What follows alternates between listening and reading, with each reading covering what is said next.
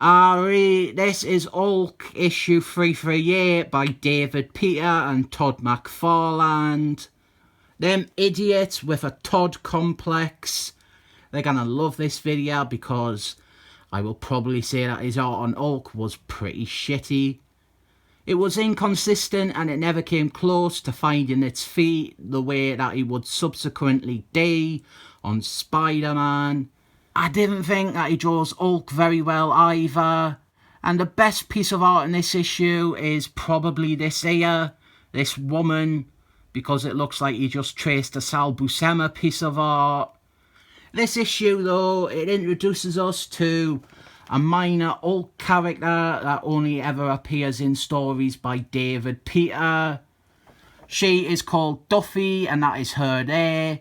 She is an alien who gangs around Earth and she finds people who are suicidal and helps them along by killing them.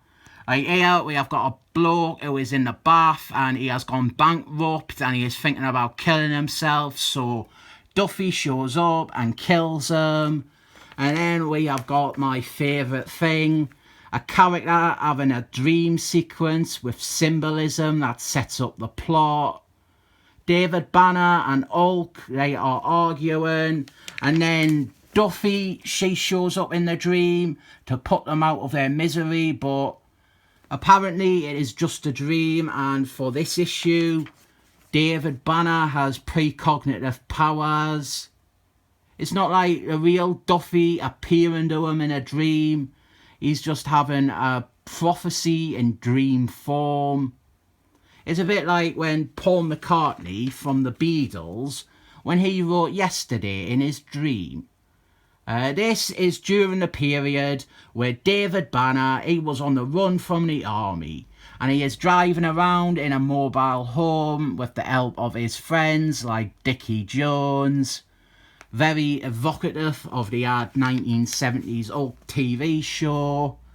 And this stretch with David Peter and Todd McFarlane, probably my favourite run on Hulk. And the overall idea here, it is half good and half bad. I think the good part is exploring David Banner's suicidal ideation. This is a character who for years has probably had killing himself at the back of his mind. And I think this issue addresses and resolves that stuff really well, but the bad part is that I don't think this issue set up David Banner's suicidal thoughts that well, or even at all. And then that becomes a problem for the plot because within the issue itself, at no point is David Banner actually suicidal or even thinking of stuff like that, so Duffy showing up to help him doesn't make sense. It requires you to just open your mind to the character's history and agree that David Banner at some point has probably thought about killing himself rather than actually showing this in the issue. So Duffy, she shows up and she tries to kill David Banner. She's also written like a Valley Girl. That was probably David Peter trying to be funny or trying to do some satire, but has no real basis behind it. Before this, actually, earlier in the issue, Duffy, she tried to run David Banner hour, but I was likely talking about, I don't know, Todd McFarlane's art being pretty spotty instead.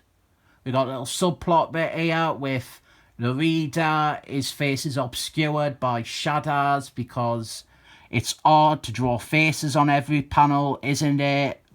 Here is some blatant setup for the issue's end. And then we have got a big fight between Hulk and Duffy.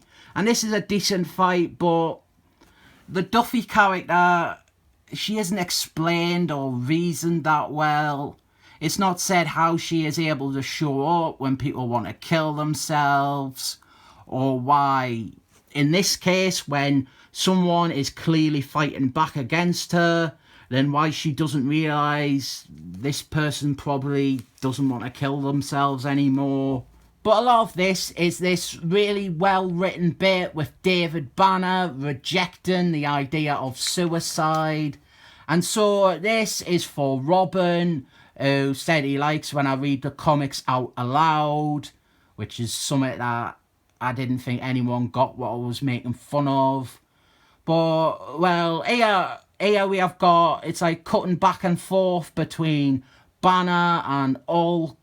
And Hulk, he's just fighting Duffy, but Banner, he rejects suicide and he goes, "If I die now, my whole life was nothing.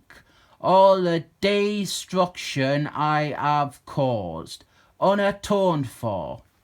It cannot have been a waste." Then the next one is Dune here. "Everything I have gone through, there has to have been a purpose to it. And I will not die before I find it. Do you hear me? I am a scientist, blast it, and I will not die an ignorant death." Take a bow, David Peter. That was pretty good, and you didn't force a dated pop culture reference into it. So we have defeated Duffy's philosophy, and now we have Hulk fighting Duffy. We see her real form. She's like an alien or something, and Hulk, he cleverly uses those flares that were fortunately set up at the start of the scene in the very obvious case of setup. He uses them to burn her away, and now she is defeated. That is a pretty good panel there. I like Todd McFarlane. He's probably my third favourite artist, but that doesn't mean I think he is above criticism or nitpicking. And in this case, I didn't really like how he draws the Hulk a lot of the time. He's fine on this page, but sometimes the Hulk by Todd McFarlane, it just looks too much like a dried fruit.